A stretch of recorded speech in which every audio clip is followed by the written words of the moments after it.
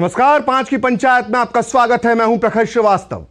देश में नागरिकता संशोधन अधिनियम यानी सीएए लागू हो गया है। मोदी सरकार ने कल शाम को सीएए को लेकर अधिसूचना जारी कर दी है। इसके लिए बाकायदा पोर्टल भी तैयार कर लिया गया है, जिसके जरिए गैर मुस्लिम प्रवासी समुदाय के लोग नागरिकता पाने के लिए आवेदन कर सकेंगे। गृह मंत्रालय ने इसके लिए पूरी तैयारी कर रखी है। मोदी सरकार के इस फैसले के बाद पाकिस्तान और बांग्लादेश के सताए हुए हिंदुओं में खुशी की लहर दौड़ गई है। अल्पसंख्यक होने के वजह से इन पर पाकिस्तान और बांग्लादेश में जो अत्याचार किए गए, जो जुल्म किए गए, जो तकलीफें दी गई, वो अब खत्म होती नजर आ रही हैं। लेकिन वहीं दूसरी तरफ विपक्ष की ज्यादातर पार्टियां इसका विरोध कर रही हैं। इनका आरोप है कि मोदी सरकार ने 2024 के चुनाव के पहले राजनीतिक मंशा से यह फैसला लिया है। वहीं बंगाल की सीएम ममता बनर्जी और केरल सरकार ने यह तक ऐलान कर दिया है कि वो अपने राज्यों में सीए लागू नहीं करेंगे। उधर केरल की इंडियन यूनियन मुस्लिम लीग सीए के विरोध में केरल सुप्रीम कोर्ट तक पहुंच गई है। यह वही इंडियन यूनियन मुस्लिम लीग है जिसका जन्म पाकिस्तान बनाने वाली जिन्ना की मुस्लिम लीग की कोख से हुआ है। आज 5 की पंचायत में हम इसी सीए पर मचे घमासान पर चर्चा करेंगे और हमारे साथ होंगे कुछ खास मेहमान। लेकिन पहले देखते हैं इसे लेकर क्या रही राजनीतिक प्रतिक्रियाएं।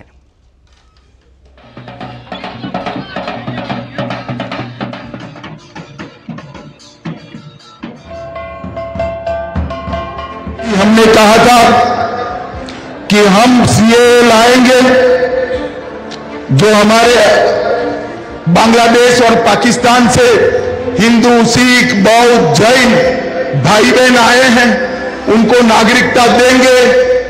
ये लोग विरोध करते हैं, मगर कल ही मोदी सरकार ने सीए का वादा भी पूरा कर दिया और एक गलत फहमियां फैला रहे। इस देश के अल्पसंख्यक भाइयों को कहना चाहता हूं, माताओं को कहना चाहता हूं, सीए से किसी भी देश के नागरिक की नागरिकता जानी नहीं है। सीए नागरिकता देने का कानून है, नागरिकता लेने का कानून नहीं है। Will say to you that I am fully in support of the decision of the India Alliance's Indian Union Muslim League to go to the Supreme Court against this. And I must say, if the India Alliance and the Congress Party come to power, we will withdraw this provision in the law.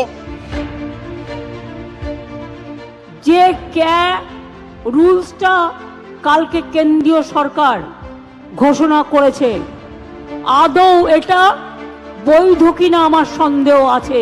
কোনো clarity নেই, total ভাওতা। ইলেকশনের আগে যুদ্ধ খেলা। ये बहुत ही गलत कदम है। 2019 दिसंबर में ये जब सीए कानून पारित हुआ था, उस समय भी हमारे पार्टी सीपीएम ने उसका विरोध किया और विरोध का आधार ये था कि हिंदुस्तान की नागरिकता कभी भी धर्म के साथ नहीं जोड़ा गया है और जिस रूप में ये कानून लाया गया था वो बहुत ही भेदभाव आधारित था। आपके पास कुछ नहीं है बताने को। 10 वर्षों में आपको ऐसी राजनीति मुबारक। हिंदुस्तान का मिजाज महासागर वाला है, तालाब में कभी तब्दील नहीं होगा। इसका एक ही मकसद है, राजनीतिक मकसद, चुनावी मकसद, ध्रुवीकरण का मकसद। उसको आपको एनपीआर से और एनआरसी से जोड़कर देखना पड़ेगा और जब वो होगा तो जाहिर है उसमें सबसे ज्यादा निशाना बनेंगे मुसलमान। पार्लियामेंट ने जिस कानून को पास किया उसको अक्षरशः लागू करना, लेटर एंड स्पिरिट लागू करना, वो हमने संकल्प लिया था, करके दिखाया है। और ये 70 साल तक कोई नहीं कर पाया। नेहरू जी के दिए हुए जख्म जिसके कारण 45,000 लोगों की हत्याएं हुई जम्मू कश्मीर में, कांग्रेस दोषी है उसके लिए, नेहरू जी दोषी। उसको सुधारने का काम नरेंद्र मोदी जी की सरकार ने।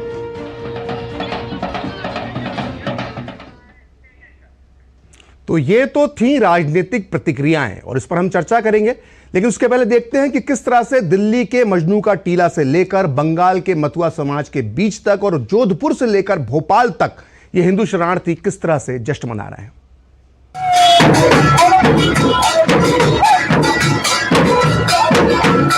अभी है तो मुमकिन है, ये यहाँ पे सिद्ध हो गया है। ये बेटी नागरिकता है, इसका जन्म हिंदुस्तान के अंदर हुआ है और ये खुशकिस्मत है, इसकी बदौलत ये सभी लोगों को यहाँ नागरिकता मिलने जा रही है।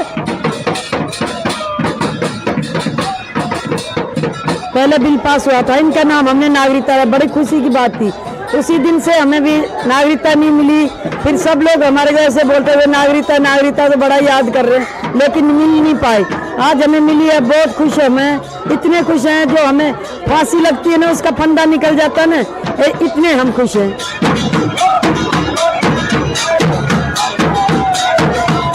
अरे पुराने दिन तो हम भूल गए, आज तो नागरिकता मिल गई, पुराने दिन तो गए हमारे, आज नए दिन आ गए।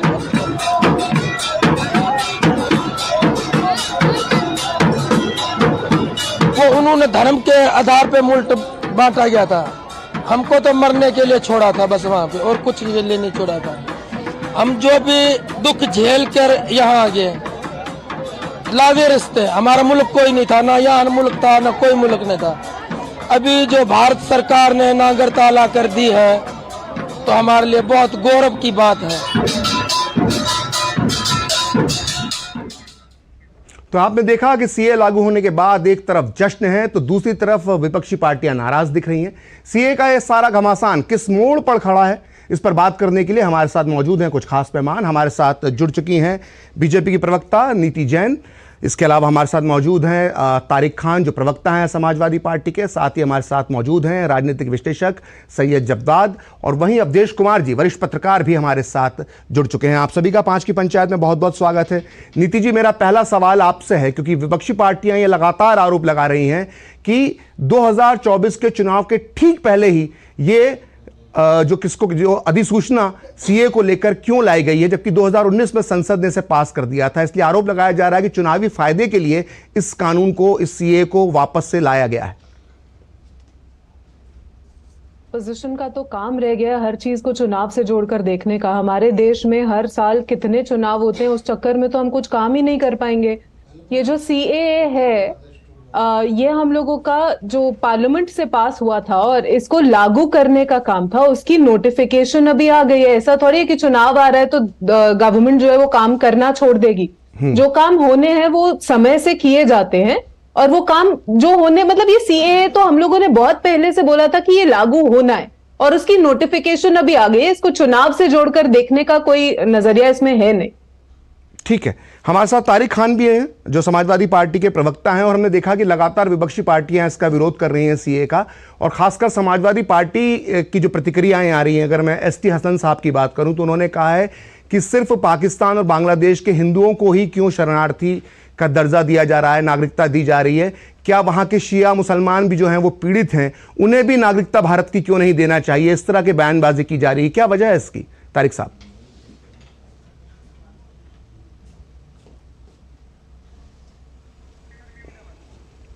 तारिक साहब, आपका माइक म्यूट है, कृपया उसको अनम्यूट कर लीजिए। अच्छा, हाँ जी, फिर से अपनी बात। मैं ये कह रहा हूँ कि कई सवाल खड़े होंगे कि नॉर्थ ईस्ट में आप क्या करेंगे, नॉर्थ ईस्ट में इसको लागू करेंगे या नहीं करेंगे, किन राज्यों में करेंगे, कैसे करेंगे। Point number 1। पॉइंट नंबर 2, सीमा हैदर का क्या होगा? वो तो मुसलमान है, बॉर्न मुस्लिम है। क्या कन्वर्टेड लोग जो ऐसे आएंगे, सीमा हैदर को नागरिकता मिलेगी या नहीं मिलेगी? क्योंकि वो तो मुसलमान है, वो तो बॉर्न मुस्लिम है। अब कन्वर्टेड हिंदू को मिलेगी तो ऐसे बहुत से लोग वहां से आ जाएंगे, कहेंगे हम कन्वर्ट हो गए।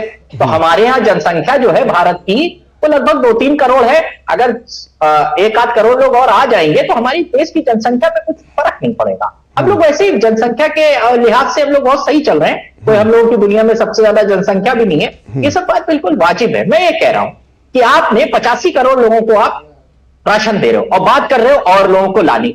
पहले मेरे पास 4 रोटी है, मैं अपने घर में अपने बच्चे को भूखे उनको खिलाऊंगा, उसके बाद बाकी लोगों को सोचूंगा। बाकी पड़ोसियों के बारे में सोचना बुरा नहीं, मैं ये कह रहा हूं। मगर जो घर में लोग भूखे, भैया पहले उनकी बात कर लेते हैं, उसके बाद उनको भी ले आइएगा। और दूसरी बात, अखंड भारत का नक्शा पार्लियामेंट में लगाया। कौन सा अखंड भारत? मुसलमान अखंड भारत का हिस्सा नहीं है। शेखुल हिंद और हसरत मोहानी इन जैसे लोग अखंड भारत का हिस्सा नहीं है। हसरत मोहानी साहब का नाम बत लीजिए। हसरत मोहानी मुस्लिम लीग के नेता थे। हसरत मोहानी मुस्लिम लीग के नेता थे। हसरत मोहानी का नाम मत लीजिए, हसरत मोहानी का नाम मत लीजिए। मुस्लिम लीग के नेता थे, पाकिस्तान बनाने में योगदान दिया। बिल्कुल नहीं, हसरत मोहानी का नाम नहीं, हसरत मोहानी का नाम नहीं लिया। कौन थे? हसरत मोहानी का नाम वापस लीजिए, अफगानिस्तान में हिंदुस्तान की सरकार, आगे बात कीजिए। शेखुल हिंद कौन थे ये बताइए। आप हटा दीजिए हसरत मोहानी का नाम, शेखुल हिंद कौन? हिंदुस्तान की सरकार अफगानिस्तान में बनाती थी और किसी मुसलमान का वहां को प्राइम मिनिस्टर नहीं बनाया था, तो उनकी हिस्सेदारी नहीं है। ठीक, उनका भी नाम डाल देते भाई कि वो जो पीड़ित है वो भी आ जाए, उनको क्यों हटा दिया भाई? ये तो लाजमी सा सवाल है। और रिजर्वेशन माइनॉरिटी का, और ये आर्टिकल 15 को भी ब्रीच कर रहा है, सुप्रीम कोर्ट में चैलेंज होगा। क्यों? क्योंकि आप रिलीजन के बेसिस पर आप डिवाइड कर रहे हैं। जो फंडामेंटल राइट है, जो फेडरल स्ट्रक्चर है कॉन्स्टिट्यूशन का, आप ब्रीच कर रहे हैं, आर्टिकल 15 को ब्रीच कर रहे हैं। ठीक, वो तो कोर्ट में चैलेंज होगा ही होगा। ठीक नीति, मैं आपके पास आ रहा हूं। जी नीति बोलिए। देखिए, एक तो तारिक भाई थोड़ा अगर पढ़ लेते नोटिफिकेशन तो उतनी दिक्कत नहीं होती। ये आ जाएगा कन्वर्ट होकर वो आ जाएगा। इसके अंदर सिंपल सा रूल है। एक तो जो लोग 2014 से पहले आए हैं सिर्फ उनको सिटीजनशिप दी जा रही है, और इसके अंदर चेंज सिर्फ इतना है कि जो ये 6 लिस्टेड कास्ट हैं, इन लोगों को 6 साल अगर ये लोग भारत में रहे हैं तो इनको सिटीजनशिप दी जाएगी। जो बाकी के लोग हैं अगर वो 11 साल से रहते हैं, वो हमारा नॉर्मल एक सिटीजनशिप का क्राइटेरिया है कि अगर वो 11 साल हो यहाँ रहे हैं, ट्यूशन लेने आ जाओ, देखिए आ जाइए सर। अगर नहीं पढ़ा जाता आपसे, सर देश के लिए पढ़कर नहीं बैठ जाते हैं तो तारिक जी आपके बीच में नीति नहीं बोली थी, कृपया आप मैं आपके पास आऊंगा। तारिक जी मैं आपको सीधा ट्यूशन दे शांत हो जाइए। आपके बीच में नीति नहीं बोली थी, नीति को अपनी बात कंप्लीट करने दीजिए। नहीं तो ये भी कहने का इनको अधिकार नहीं है कि मैं आपके पास आऊंगा ना। बहस अभी खत्म तो नहीं हो गई ना, पूरा 45 मिनट बाकी है ना, पूरा 45 मिनट बाकी है। तारिक साहब मैं आपके पास आऊंगा निश्चित। मैं फिर कह रहा हूं दूसरों को आपको उनसे रोकना चाहिए। ठीक है, चलिए नीति जी बोलिए, नीति जी बोलिए, नीति जी की बात करिए। ठीक है, तारिक जी चुप हो जाइए। CAA के अगर 2014 से पहले उनको सिटीजनशिप दी जाएगी। जो ये 6 समाज के लोग हैं, इनको 6 साल अगर ये भारत में हैं तो सिटीजनशिप दी जाएगी।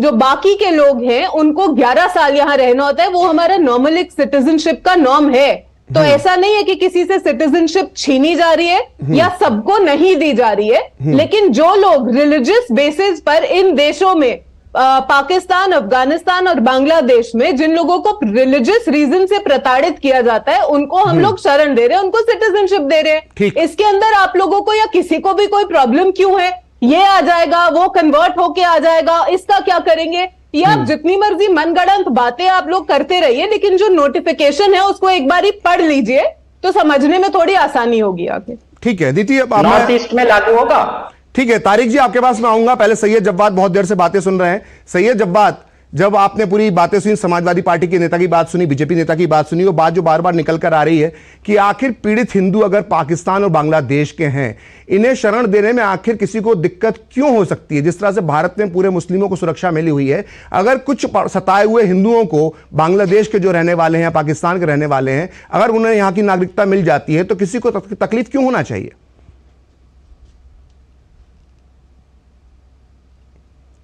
सैयद मुझे लगता है आपका माइक भी म्यूट है। हेलो, वॉइस आ रही है मेरी? आ रही है, कहिए अपनी बात। मैं कह रहा हूँ, देखिए भारतीय जनता पार्टी का रह करके जो है पाकिस्तान प्रेम निकल करके आता है। अच्छा, कभी जो है बगैर क्लियरेंस लिए जब आप चले जाते हैं, लैंड कर जाते हैं, नवाज शरीफ को बुला लेते हैं, नवाज शरीफ से हाथ मिला के गले और जप्पी पा लेते हैं। अब आपके बीच में मैडम नहीं बोला, फिर आप थोड़ा सा सब्र रखिए। फिर जो है कभी कभार इनके बड़े नेता जिना की जा करके उनकी मजार पे तारीफें कर करके आते हैं, कभी बस सेवा लेकर के जाते हैं, कभी परवेज मुशर्रफ को बुला करके यहाँ पे वार्ता करते हैं। तो ये भारतीय जनता पार्टी का पाकिस्तान प्रेम और इनके बड़े बड़े कद्दावर नेता जिना के साथ मिलकर के पश्चिम बंगाल के अंदर चाहे सरकार चलाना, इनका बिल्कुल नहीं, गलत तथ्य नहीं देंगे, गलत तथ्य बिल्कुल नहीं चलेंगे, और इतिहास से जुड़े गलत तथ्य बिल्कुल नहीं चलेंगे। पश्चिम बंगाल में कब किस हिंदुवादी संगठन ने मुस्लिम लीग के साथ मिलकर सरकार बनाई, जरा बताइए। अच्छा तत्काल देखिए, एक बार समझ लीजिए, इतिहास से जुड़े गलत तथ्य नहीं देंगे आप। अच्छा अभी तारिक साहब ने भी दिया था हसरत मोहानी को लेकर, मैंने उनको दुरुस्त कर दिया उनके तथ्य को। अब मैं आपको तथ्य को दुरुस्त कर रहा हूँ।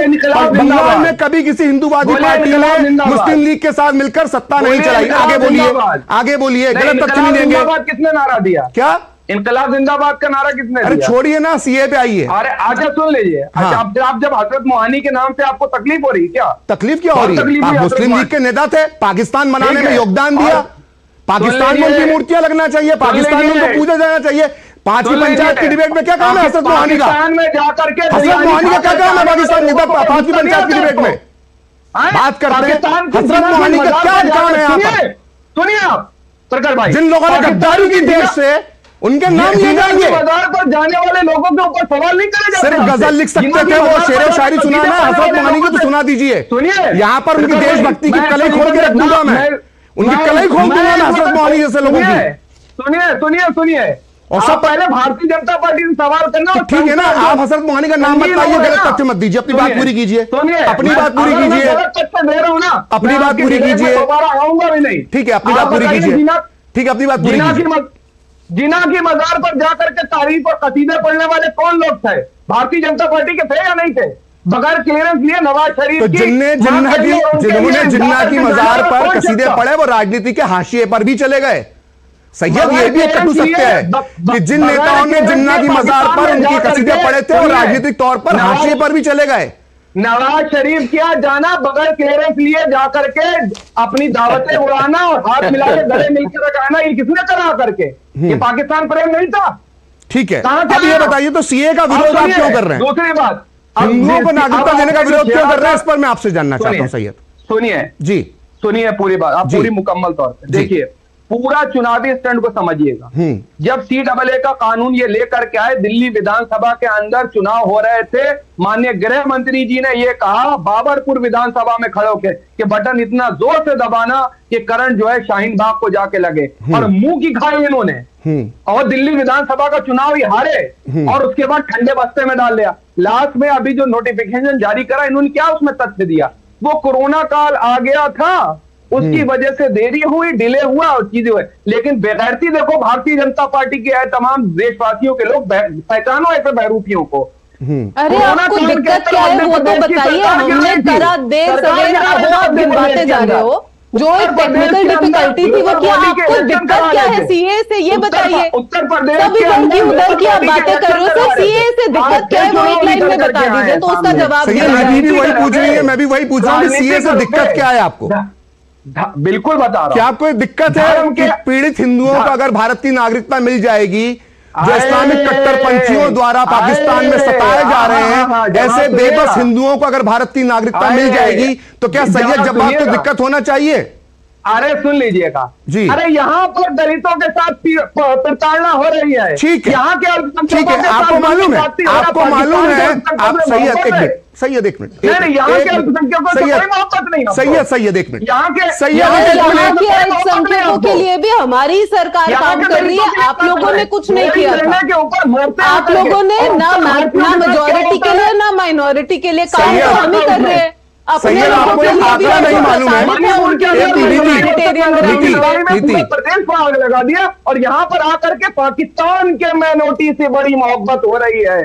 ठीक है सैयद, आपको शायद ये मालूम नहीं है, आपको सैयद ये मालूम नहीं है कि पाकिस्तान में रहने वाले हिंदुओं में से 95% दलित हैं, और इस पर हम चर्चा करेंगे 5वीं पंचायत में। अभी सीधे चलते हैं हरियाणा, जहां पर नायब सैन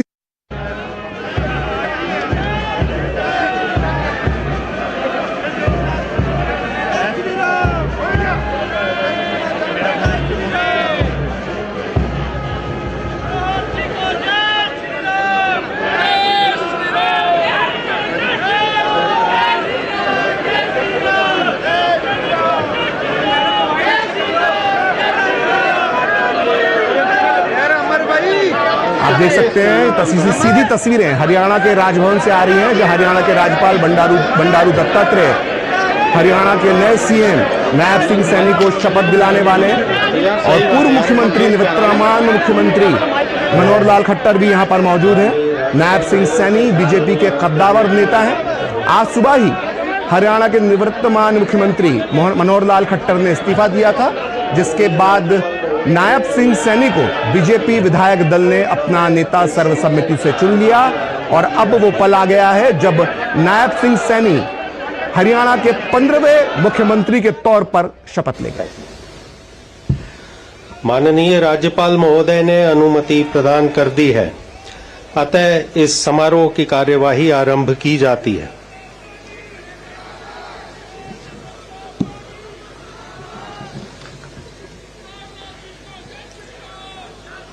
माननीय राज्यपाल महोदय ने श्री नायब सिंह सैनी की हरियाणा राज्य के मुख्यमंत्री के पद पर नियुक्ति की है।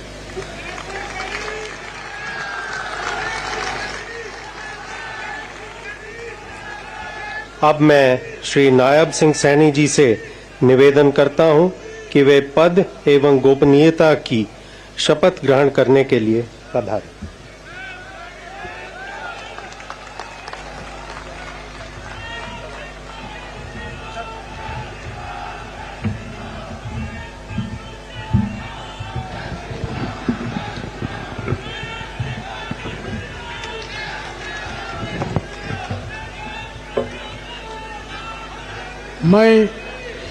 मैं नायब सिंह ईश्वर की शपथ लेता हूं कि मैं विधि द्वारा स्थापित भारत के संविधान के प्रति सच्ची श्रद्धा और निष्ठा रखूंगा। मैं भारत की प्रभुता और अखंडता अक्षुण्ण रखूंगा। मैं हरियाणा राज्य के मुख्यमंत्री के रूप में अपने कर्तव्यों का श्रद्धापूर्वक और शुद्ध अंतःकरण से निर्वहन करूंगा तथा भय या पक्षपात, अनुराग या द्वेष के बिना मैं सब प्रकार के लोगों के प्रति संविधान के और विधि के अनुसार न्याय करूंगा। मैं नायब सिंह ईश्वर की शपथ लेता हूं कि जो विषय हरियाणा राज्य के मुख्यमंत्री के रूप में मेरे विचार के लिए लाया जाएगा अथवा मुझे ज्ञात होगा, उसे किसी व्यक्ति या व्यक्तियों को उस अवस्था को छोड़कर, जबकि ऐसे मुख्यमंत्री के रूप में अपने कर्तव्यों के उचित निर्वहन के लिए ऐसा करना अपेक्षित हो, अन्य अवस्था में मैं प्रत्यक्ष या परोक्ष रूप में संसूचित या प्रकट नहीं करूंगा।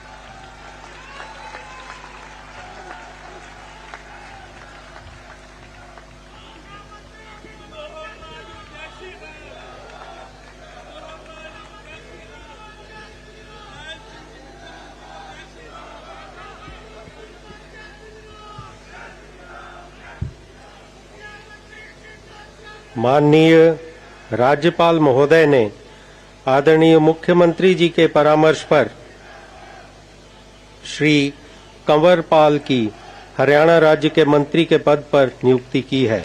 अब मैं श्री कंवर पाल जी से निवेदन करता हूं कि वे पद एवं गोपनीयता की शपथ ग्रहण करने के लिए मंच पर पधारें।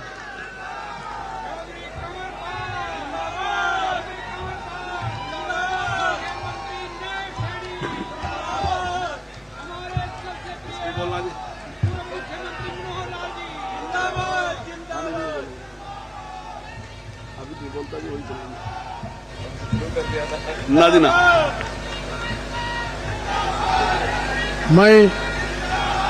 मैं कंवरपाल ईश्वर की शपथ लेता हूं कि मैं विधि द्वारा स्थापित भारत के संविधान के प्रति सच्ची श्रद्धा और निष्ठा रखूंगा।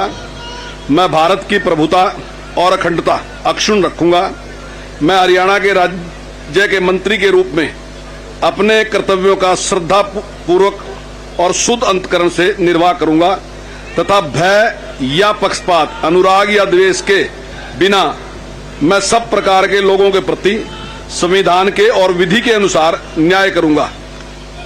मैं कंवरपाल ईश्वर की शपथ लेता हूं कि जो विषय हरियाणा राज्य के मंत्री के रूप में मेरे विचार के लिए लाया जाएगा अथवा मुझे ज्ञात होगा, उसे किसी व्यक्ति या व्यक्तियों को उस अवस्था को छोड़कर, जबकि ऐसे मंत्री के रूप में अपने कर्तव्यों के उचित निर्वाह के लिए ऐसा करना अपेक्षित हो, अन्य अवस्था में मैं प्रत्यक्ष या परोक्ष रूप से संसूचित या प्रकट नहीं करूंगा।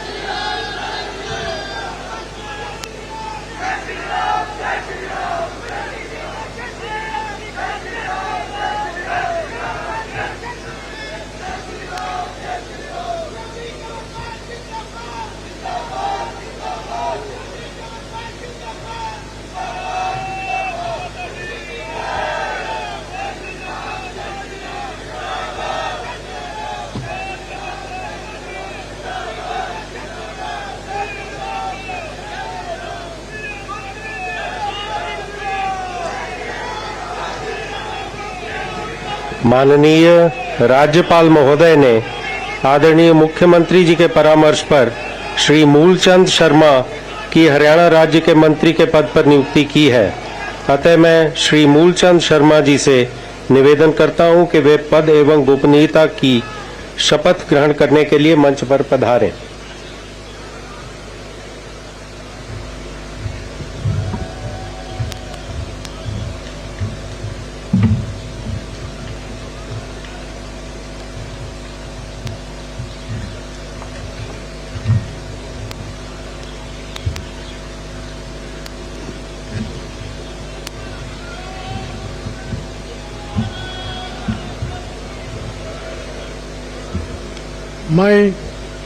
मैं मूलचंद शर्मा ईश्वर की शपथ लेता हूं कि मैं विधि द्वारा स्थापित भारत के संविधान के प्रति सच्ची श्रद्धा और निष्ठा रखूंगा। मैं भारत की प्रभुता, अखंडता अक्षुण्ण रखूंगा। मैं हरियाणा राज्य के मंत्री के रूप में अपने कर्तव्य की श्रद्धापूर्वक और शुद्ध अंतकरण के निर्वहन करूंगा तथा भय, पक्षपात, अनुराग या द्वेष के बिना मैं सब प्रकार के लोगों के प्रति संविधान के और विधि के अनुसार न्याय करूंगा।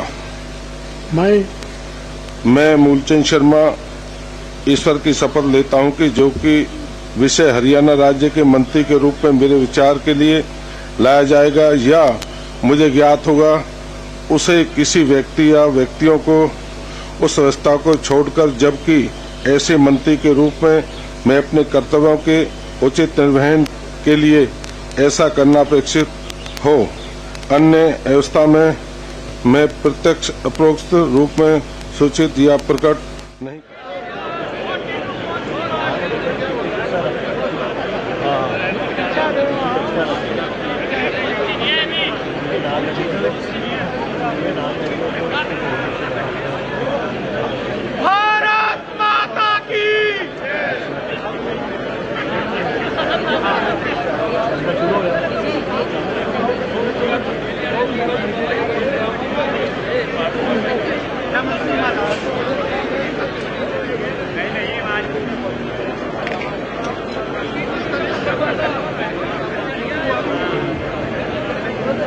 मुख्यमंत्री जी को जय श्री राम।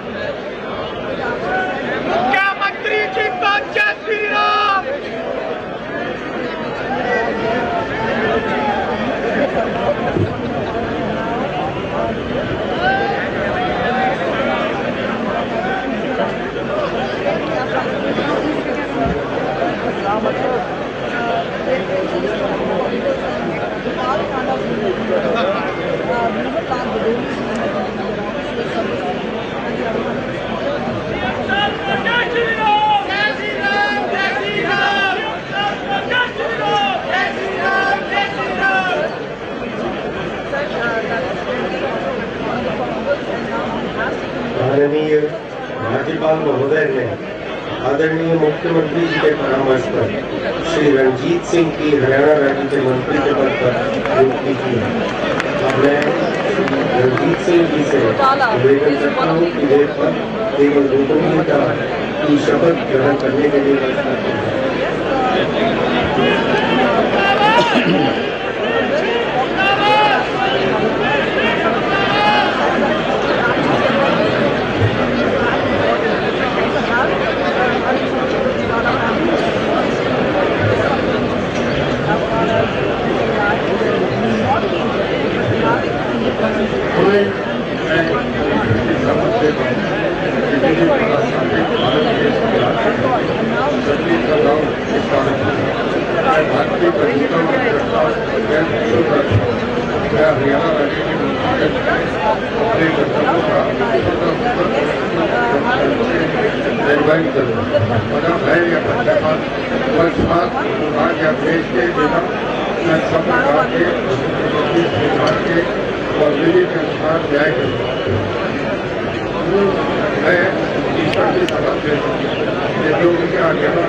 तथा भय या पक्षपात, अनुराग या द्वेष के बिना मैं सब प्रकार के लोगों के प्रति संविधान के और विधि के अनुसार न्याय करूंगा।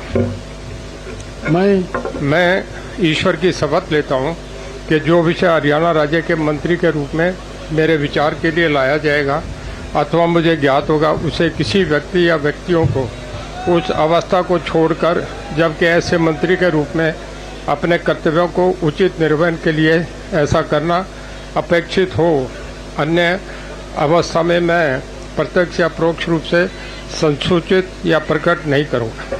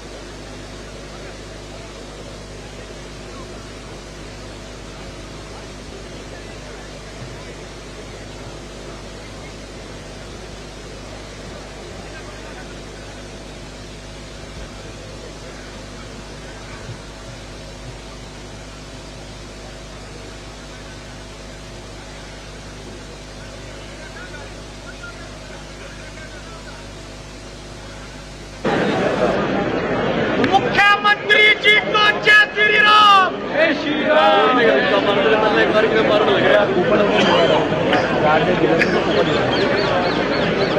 माननीय राज्यपाल महोदय ने आदरणीय मुख्यमंत्री जी के परामर्श पर श्री जयप्रकाश दलाल की हरियाणा राज्य के मंत्री के पद पर नियुक्ति की है।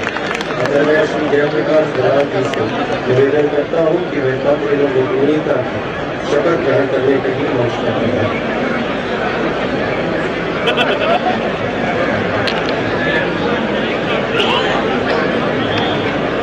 अतः मैं श्री जयप्रकाश दलाल जी से निवेदन करता हूं कि वे पद एवं गोपनीयता की शपथ ग्रहण करने के लिए मंच पर पधारें।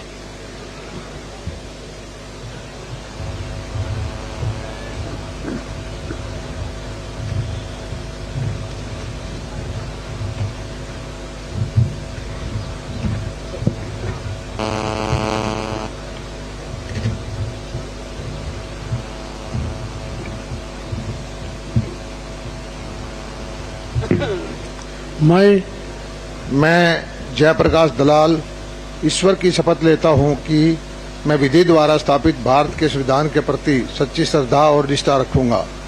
मैं भारत की प्रभुता और अखंडता अक्षुण्ण रखूंगा। मैं हरियाणा राज्य के मंत्री के रूप में अपने कर्तव्यों का श्रद्धापूर्वक और शुद्ध अंतःकरण से निर्वहन करूंगा तथा भय या पक्षपात, अनुराग या द्वेष के बिना मैं सब प्रकार के लोगों के प्रति संविधान के और विधि के अनुसार न्याय करूंगा।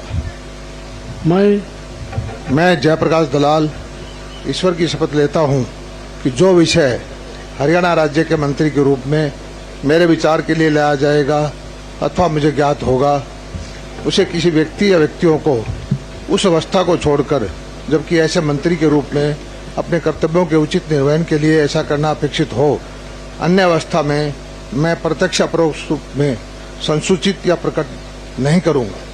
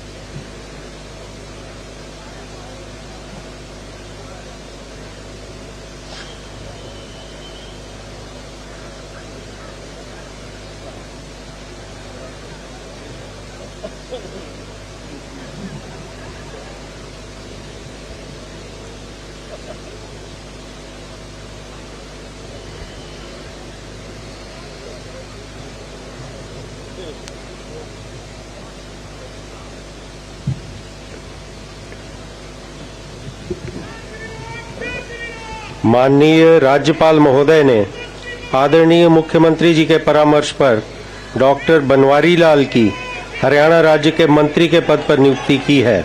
अब मैं डॉक्टर बनवारी लाल जी से निवेदन करता हूं कि वे पद एवं गोपनीयता की शपथ ग्रहण करने के लिए मंच पर पधारें।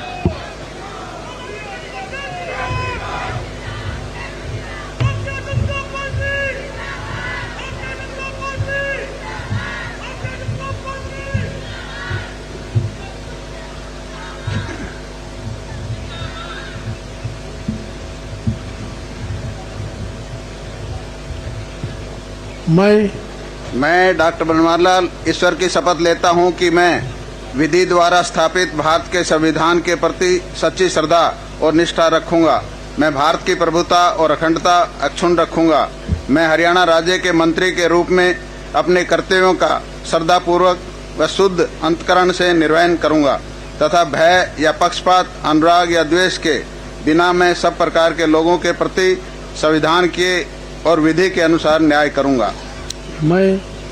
मैं डॉक्टर बनवारी लाल ईश्वर की शपथ लेता हूं कि जो विषय हरियाणा राज्य के मंत्री के रूप में मेरे विचार के लिए लाया जाएगा तथा मुझे ज्ञात होगा, उसे किसी व्यक्ति या व्यक्तियों को उस अवस्था को छोड़कर, जबकि ऐसे मंत्री के रूप में मैं अपने कर्तव्यों के उचित निर्वहन के लिए ऐसा करना अपेक्षित हो, अन्य अवस्था में मैं प्रत्यक्ष या परोक्ष रूप में संसूचित या प्रकट नहीं करूंगा।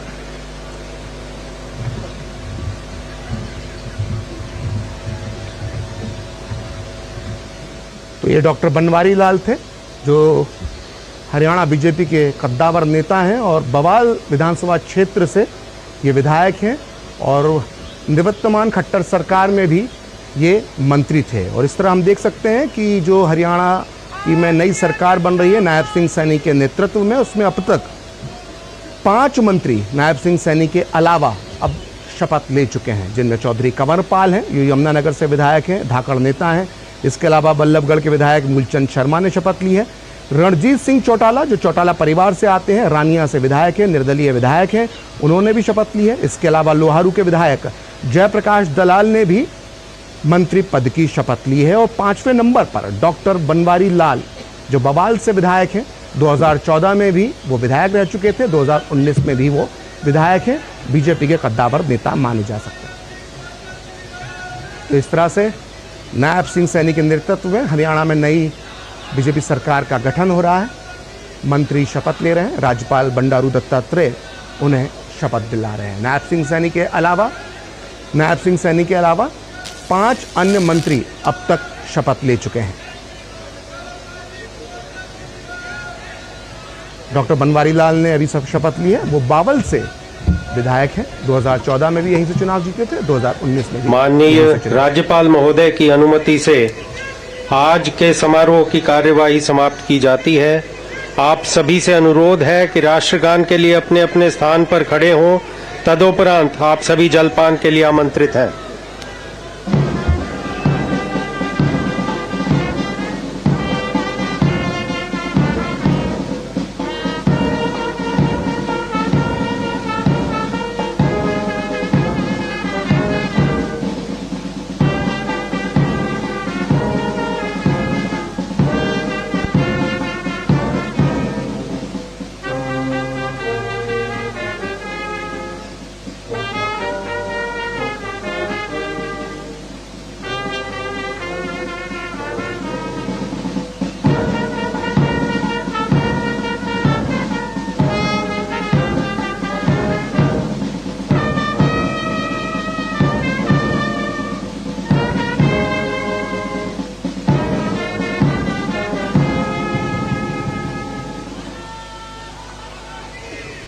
तो आप देख रहे थे सीधे हरियाणा राजभवन से तस्वीरें, जहां नायब सिंह सैनी के नेतृत्व में बीजेपी की नई सरकार ने शपथ ली है। नायब सिंह सैनी के अलावा 5 अन्य मंत्रियों को भी शपथ दिलाई गई है। और शपथ समारोह की सबसे खास बात यह थी कि नए मुख्यमंत्री, हरियाणा के नए मुख्यमंत्री नायब सिंह सैनी ने शपथ लेने से पहले भी मनोहर लाल खट्टर के पैर छुए और शपथ लेने के बाद भी पैर छुए। ये कई राजनीतिक संकेत देने की इस शपथ ग्रहण समारोह के तहत कोशिश हुई है। फिलहाल लेते हैं एक छोटा सा ब्रेक और ब्रेक के बाद 5वीं पंचायत जारी रहेगी।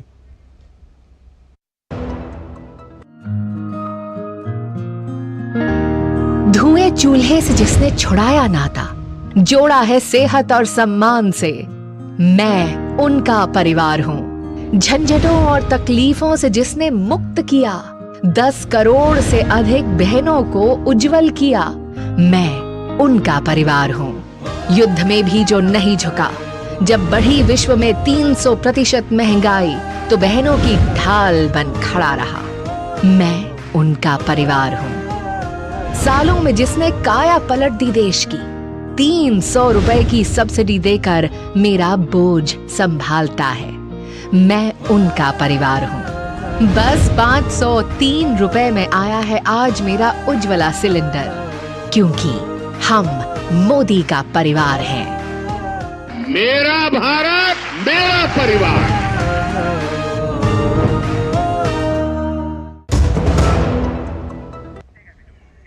ब्रेक के बाद एक बार फिर आपका स्वागत है और हम बात कर रहे हैं जो सीए की अधिसूचना आई है उसके बाद आज राजनीतिक घमासान मचता रहा, तरह तरह के बयान आते रहे और इसी पर हम चर्चा कर रहे थे। बीच में हरियाणा सरकार का गठन हुआ, नए मुख्यमंत्री बने, वो शपथ ग्रहण समारोह दिखाया हमने और सीधे हम 5वीं पंचायत में चर्चा को आगे बढ़ाते हैं। हमारे साथ अवधेश जी भी मौजूद है, जाने माने वरिष्ठ पत्रकार हैं, राजनीतिक विश्लेषक हैं।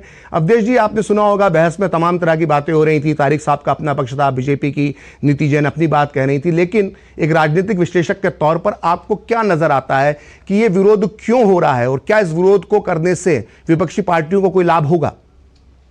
देखिए, लाभ हानि तो राजनीतिक विषय पर हम चर्चा कर सकते हैं, क्योंकि उनको लगता है कि शायद इससे हमको एक वर्ग का वोट मिल सकता है, इसके अलावा कुछ नहीं है। मैं ये बता रहा हूं कि इसमें कितना पाखंड है, उसको जरा मैं 2-3 कोट कर रहा हूं। मनमोहन सिंह 18 दिसंबर 2003 राज्यसभा, विभाजन के बाद बांग्लादेश जैसे देशों से बहुत सारे लोग भारत आए थे। यह हमारा नैतिक दायित्व है कि अगर परिस्थितियां इन दुर्भाग्यशाली लोगों को भारत में शरण देने के लिए बाध्य करें तो हमारा रवैया इनके प्रति और अधिक उदार होना चाहिए। अब आप सोचिए जी, मनमोहन सिंह जी का बयान। मनमोहन सिंह के 4 फरवरी 2012 को जो माकपा का महाधिवेशन था उसमें बाजाप्ता प्रस्ताव करके भेजा गया कि पूर्वी पाकिस्तान या बांग्लादेश से आए हिंदू, सिख, बौद्धों को नागरिकता दिया जाना चाहिए। 3 जून 2012 को प्रकाश करात जी माकपा ने उन्होंने प्रधानमंत्री को पत्र लिखा है कि बांग्लादेश से आए लोगों को मानवाधिकार के चलते नागरिकता मिलनी चाहिए। और अभी जो ममता बनर्जी ने कहा है, आपको पता है ममता बनर्जी कह रही कि हम लागू नहीं करेंगे। 4 अगस्त 2005 को वो कभी निकालेंगे तो आपको वीडियो मिल जाएगा। वो लोकसभा में बाजाप्ता मांग कर रही हैं कि हिंदुओं को नागरिकता दिया जाए। जब वो चूंकि उनका पहले से नहीं तय था, जब सोमनाथ चटर्जी ने उनको उठाने से रोका तो उन्होंने कागज फेंक दिया था। बहुत मशहूर तस्वीर है, वो सबने देखी थी जी। तो ये अब इसको कहा जाए कि एक बार आप मांग करते हो, होने पर विरोध करते हो, तो इसका क्या उत्तर दिया जा सकता है? मेरा मानना यह है कि ये भारत का एक अत्यंत ही प्रोग्रेसिव कानून है। यूनाइटेड नेशन इस बात के लिए सारे सदस्य देशों से कहती है कि रिलीजियस प्रोसिक्यूटर्स जहां जहां हैं उनको शरण देना, उनके लिए व्यवस्था करना सभी देशों का दायित्व है। और भारत ऐसा देश है जहां विभाजन के बाद एक प्रोसेस में आते रहे हैं। और अभी हमारा भाई जब बात कर रहा था, अरे भाई 26 सितंबर 1947 को गांधी जी ने प्रार्थना सभा में कहा है कि जो भी हिंदू और सिख वहां कष्ट में है वो आना चाहे तो वहां बुलाया जाए, भारत सरकार उनको नागरिकता दे, उनके रोजगार की व्यवस्था करे। और आगे सुनो, अंबेडकर साहब ने नेहरू जी को पत्र लिखा है कि वहां से अनुसूचित जाति दलितों को आने से रोका जा रहा है, सरकार उनको लाए। और मैं उनको वादा करता हूं कि अगर आपको मुसलमान बना दिया गया है तब भी यहां आप आइए, आपके लिए हम पूरी व्यवस्था करेंगे। तो ये तो अंबेडकर और महात्मा गांधी की ये मांग रही है। लेकिन हमारे यहाँ 19 जुलाई 1948 को चूंकि तय कर दिया गया था कि इसके बाद आने वाले को नागरिकता नहीं मिलेगी, इसलिए इसकी आवश्यकता पड़ी है। तो ये पूरा का पूरा एक प्रक्रिया हमारे देश में, उनको कहां छोड़ेंगे? जब लियाकत अली खान और नेहरू के बीच समझौते हुए थे 1950 में, सबको मालूम है अक्टूबर में जब वहां रिलीजियस प्रोसिक्यूशन शुरू हुआ तो सबने वायदे किए थे अपने यहां हम अल्पसंख्यकों को सुरक्षा देंगे, उनका धर्मांतरण नहीं होने देंगे। लेकिन हुआ क्या? 22% पाकिस्तान की जो अल्पसंख्यक आबादी थी आज 2% के नीचे चले गई। बांग्लादेश की 28% आबादी 8% के नीचे चले गई। और हमने सबसे पालन किया। 9.7% की आबादी हमारे यहां 15% से ऊपर चला गया है। तो ये तो एक जो लोग वहां से भाग के कहां जाएंगे? इतनी आबादी कहां चली गई है? या तो मार डाले गए या मुसलमान बना दिए गए। भारत में तो थोड़े से भाग के अभी आए हुए, मुश्किल से 31-32 हजार लोग इसमें भाग करके आए हुए हैं। और वो भी 31 दिसंबर 2014 तक का है। अरे थोड़ी तो मानवता दिखानी चाहिए वोट के अलावा इस देश के लोगों को। मनमोहन सिंह मांग कर रहे हैं, प्रकाश करात मांग कर रहे हैं, ममता बनर्जी मांग कर रही है। और जब वो काम होने जा रहा है तो वोट के लिए आप उसका विरोध कर रहे हैं। तो इसका क्या उत्तर है इसका? ठीक है तारिक जी, आपने पूरी बात सुनी। अब्देश जी ने पूरे इतिहास के, एक मिनट तारिक जी के पास जा रहा हूं, एक मिनट तारिक जी के, आपको समय मिल चुका है, तारिक जी के पास जा रहा हूं। सैयद एक मिनट, जब बहुत गुस्से में रहते हैं यार भाई, इतना गुस्सा क्यों कर रहे हो? लागू हो गया है। तारिक जी, अवधेश जी ने इतिहास में जो हमारे राष्ट्र निर्माता जितने थे उन सबके बयान बता दिए, तारीखों के साथ बता दिए, मौके के साथ बता दिए। उसके बाद भी अब क्या बाकी रहता है? आखिर क्यों विपक्ष बार बार विरोध कर रहा है? या सिर्फ मुस्लिम तुष्टीकरण के लिए विरोध किया जा रहा है? तारिक जी म्यूट है। तारिक जी आपका माइक अनम्यूट कर लीजिए। राजनीतिक विश्लेषक साहब ने कहा कि वहां जो लोग चले गए कन्वर्ट हो गए, तो क्या उनको नहीं बुलाएंगे जो लोग कन्वर्ट हो गए? वो पीड़ित नहीं है? उनका क्या कोई डेटा है आपके पास? नहीं, कौन कन्वर्ट करा दिया गया हो गए? कौन कन्वर्ट? अभी राजनीतिक विश्लेषक साहब ने कहा कि बहुत से लोग जो उधर रह गए थे हिंदू, वो कन्वर्ट करा दिए गए, मुसलमान करा दिए गए। तो क्या उनको लाने का प्राविधान है? मैं पूछ रहा हूं, कानून में है प्राविधान?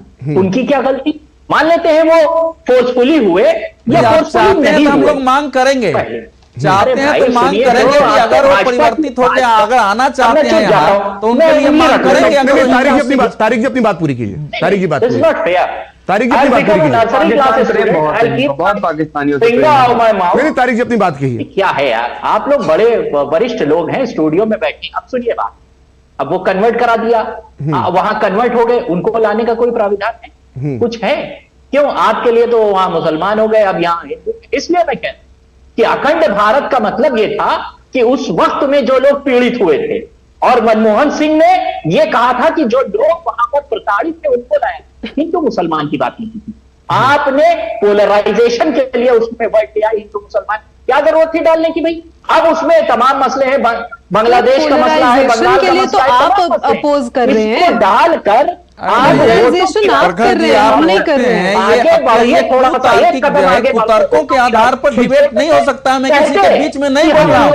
या जो कन्वर्ट हो गए उनके लिए बाकी को कन्वर्ट होने दे, भारत में नहीं आने दे। कौन देश बुलाएगा आज अफगानिस्तान में गिनने के लिए? कोई हिंदू सिख नहीं है। आप लोग क्या बात करें? हर तीसरे दिन खबर आती है किसी लड़की को उठा के जबरन निकाल दिया जा रहा है, मंदिर तोड़े जा रहे हैं, वहाँ गुरुद्वारे में क्या हो रहा है? आपको लगता नहीं है कि आवश्यक